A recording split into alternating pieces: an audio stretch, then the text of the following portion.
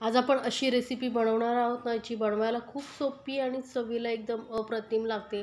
Party snacks म्हणून तुम्ही याचा वापर करू शकता. घरी पार्टी असेल तर काय वेगळं स्नॅक्स बनवावं हे जर तुम्हाला समजत नसेल तर हे स्नॅक्स एकदा नक्की बनवून बघा.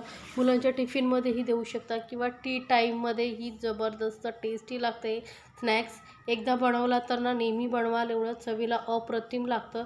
मुलंही आवडीने खातील, कारण यामध्ये आपण घरच्या घरी जे साहित्य असतं त्यापासून हे स्नॅक्स बनवलेलं आहे.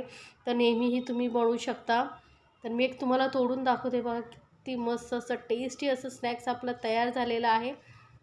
हे चटणीबरोबर किंवा सॉसबरोबर तुम्हाला ज्याबरोबर खाण्यासाठी आवडेल त्याबरोबर खाऊ शकता. तर हे स्नॅक्स बनवण्यासाठी आपल्याला इथे लागणारे 2 चमचे तेल आणि सोबतच एक कांदा ना बारीक एकदम कापून घेतलेला आहे. कांदा शक्य होईल तेवढा बारीक कापायचा आणि आपल्याला थोडासा कमी गॅसवरती आपण हा कांदा परतून घेणार आहोत. गॅस एकदम लोवरतीच ठेवायची आहे, म्हणजे काय होईल, कांदा जो आहे व्यवस्थित सॉफ्ट होईल आणि आपल्याला थोडं कांद्यामध्ये करंच असला पाहिजे. एकदम ही आपण ब्राऊन करणार नाही आहोत, थोडा ट्रान्सपरंट होईपर्यंत आपण हा शिजवून घेणार आहोत. सोबतच आपण यामध्ये एक हिरवी मिरची घातलेली आहे. एकदम बारीक कापून घालायची, म्हणजे जी बारीक जास्त कापली ना की खाताना असं दातामध्ये येत नाही, त्यामुळे मुलंही खाऊ शकतात. आता तुम्हाला तिखट किती हवं आहे त्यानुसार तुम्ही मिरचीचं प्रमाण कमी जास्त करू शकता. तर कांदा बघा आपला थोडा ट्रान्सपरंट झालेला आहे. तर इतपतच आपल्याला हा कांदा असा परतून घ्यायचा आहे. एकदम लो फ्लेमवरती हळूहळू मिक्स करत आपण हा कांदा शिजवून घेतलेला आहे. तर यामध्ये आता काही आपण सॉसेस ॲड करणार आहे, जे आपल्या घरामध्ये सहज उपलब्ध असतात. तर 1 चमचा मी इथे शेजवान सॉस घेतलेला आहे. कुठल्याही कंपनीचा तुम्ही घेऊ शकता. सोबतच चटपटीत फ्लेवरसाठी 1 चमचा टोमॅटो केचप सॉस किंवा केचप जे असेल ते घेऊ शकता. 1 चमचा आपण पिझ्झा मिक्स घेतलेला आहे. मिक्स हब जे असतं ना, किंवा पिझ्झाबरोबर जे छोटे छोटे पाउचेस येतात ना, तेही वापरला तरी चालेल. हर्ब्स, ऑरिगॅनो जे असेल तुमच्याकडे ते वापरू शकता. आणि यामुळे काय होईल, आपले जे स्नॅक्स आहेत एकदम चटपटीत होईल, मुलं खूप आवडीने खातील. तर आपण हे आता व्यवस्थित कांद्याबरोबर परतून घेतलेलं आहे. सोबतच आता यामध्ये घालणार आहोत 2 उकडलेले बटाटे, थोडे स्मॅश करून घेतलेले आहेत मी. आणि अगदी अर्धा चमचा एवढंच लाल मिरची पावडर घालते, कारण आपण यामध्ये हिरवी मिरचीही घातलेली आहे आणि शेजवान सॉस वगैरेही वापरलं, त्याचाही थोडासा हलकासा तिखटपणा असतो. त्यामुळे मी अर्धा चमचा लाल मिरची पावडर घातली. ती तुम्हाला लाल मिरची पावडर नसेल घालायची तर मग चिली फ्लेक्स असतात ना, तेही घातला तरी चालेल. आता हे सर्व व्यवस्थित मिक्स करून घ्यायचं आहे आपल्याला. मी दाखवलेल्या रेसिपी जर तुम्हाला खरंच आवडत असतील तर चॅनलला लाईक्स, कमेंट आणि सबस्क्राईब करायला विसरू नका. सोबतच बेल आयकॉनवरती क्लिक करा.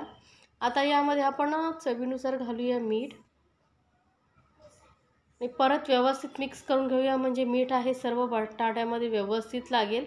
आता इथे तुम्ही बटाट्याबरोबरच कांद्याबरोबर सिमला मिरची घालू शकता. तुम्हाला आवडत असेल तर नक्की घालून बघा. तर बटाटे व्यवस्थित स्मॅश करून घेतलेले आहेत बघा.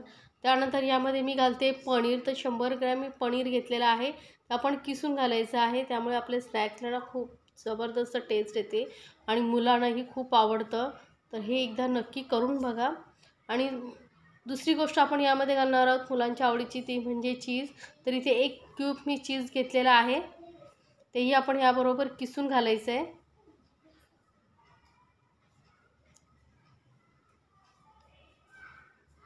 तर हे चीज हे मी किसून घातलेलं आहे. आता कोथिंबीर घालायची. कोथिंबीर थोडीशी ना जरा जास्त घाला, म्हणजे फ्लेवर खूप छान येतो कोथिंबीरचा. आणि हे सर्व साहित्य आपण आता व्यवस्थित मिक्स करून घेऊया. थोडं वेगळ्या पद्धतीने आपण यामध्ये बनवतो आहे, त्यामुळे पनीर चीजचा फ्लेवर खूप छान येणार आहे. तर एकदा नक्की बनवून बघा आणि मला कमेंट्समध्ये जरूर सांगा. आता हे आपलं स्टफिंग तयार झालेलं किती छान दिसते बघा, तेवढंच चवीला अप्रतिम झालेलं. आता काय करायचं, आपल्याला घ्यायचे ब्रेड स्लाईस. तर इथे मी 4 ब्रेड स्लाईस घेतलेले आहेत आणि आपण जे स्टफिंग बनवलं होतं ते घ्यायचे. आपल्याला साईडच्या कडा अजिबात काढायच्या नाही आहेत. तर डायरेक्ट आपण यावरती स्टफिंग ठेवणार आहोत. आणि स्टफिंगचीही आपल्याला जाड लेअर नाही लावायची, अगदी पातळ अशी लेअर लावून घ्यायची आहे. जास्त जाड लावायचे नाही, कारण आपण याला नंतर पुढे प्रोसेसिंग करताना आपल्याला भारी होईल, त्यामुळे अगदी पातळ लेअर लावायची, जास्त जाड लावायची नाही आहे. बघा मस्त असं 1 चमचा स्टफिंग मी पूर्ण व्यवस्थित पसरवून घेतलेलं आहे. एकदम पातळ लेअर लावलेली आहे.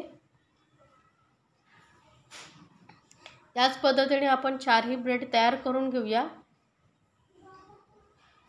आणि आता 4ही ब्रेडला आपलं स्टफिंग लावून झालेलं आहे. तर आता काय करायचं, एखादी सुरी किंवा पिझ्झा कटर वगैरे घेऊन आपल्या ह्याच्या स्टिक करून घ्यायचं. तर आता हा साधारण मीडियम साईजचा ब्रेड आहे, त्याच्या मी 3 स्टिक कटिंग करून घेते स्लाईस. म्हणजे आपल्याला पुढे याला फ्राय करायचं आहे, तर फ्राय करायला इझी होईल आणि दिसायलाही खूप सुंदर दिसेल. त्यामुळे मी 3 स्लाईस याच्या कट करून घेते आहे. आता तुम्हाला किती जाड हवे, जर एकदमच पातळ हव्या असतील तर मग तुम्ही याचे 4 स्लाईस केल्या तरी चालतील, पण शक्यतो 3च स्लाईस करा, म्हणजे व्यवस्थित परफेक्ट शेप ही येईल.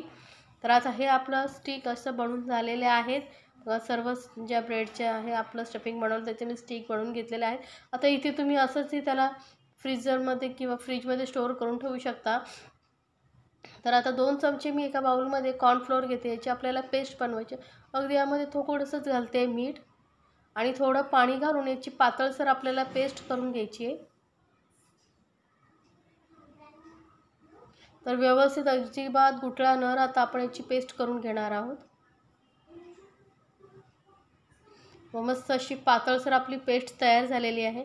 आता काय करायचं, आपल्याला ब्रेड क्रम्स घ्यायचे आहेत. तर मी 4-5 ब्रेड स्लाईस मिक्सरमधून बारीक करून घ्यायचे आहेत.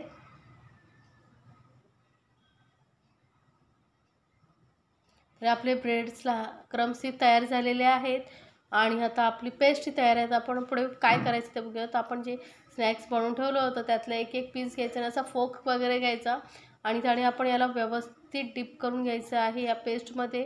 म्हणजे आपल्याला जे ब्रेड क्रम्स लावायचे ते इझिली चिपकले जातील आणि एक्स्ट्राचं जे ही पेस्ट आहे ती काढून घ्यायची आणि लगेचच त्याला ब्रेड क्रम्समध्ये ट्रान्सफर करायचं आहे आणि व्यवस्थित ब्रेड क्रम्स लावून घ्यायचे आहेत.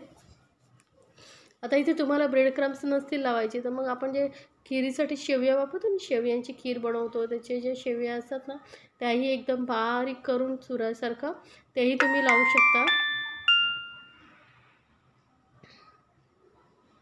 आणि गरम गरम तेलामध्ये एक आपण ही स्टिक अशी ठेवून घेणार आहोत. तेल चांगलं गरम पाहिजे, म्हणजे आपलं जे स्नॅक्स आहे व्यवस्थित फ्राय होईल आणि एकदम मीडियम फ्लेमवरती आपल्याला हे फ्राय करायचं आहे. आणि एका साईडने व्यवस्थित फ्राय झाल्यानंतर पलटून आपण दुसऱ्या साईडने फ्राय करून घ्यायचे.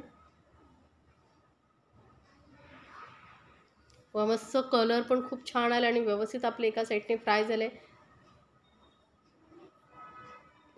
तर असंच आपण अलटून पलटून याला मस्त असा कुरकुरीत होईपर्यंत फ्राय करून घ्यायचा आहे. आणि जर रेसिपी खरंच आवडत असेल तर चॅनलला लाईक्स, कमेंट्स आणि सबस्क्राईब करायला विसरू नका. सोबतच बेल आयकॉनवरती क्लिक करा, म्हणजे माझ्या नवीन रेसिपीचे नोटिफिकेशन लगेचच तुमच्यापर्यंत पोहोचेल.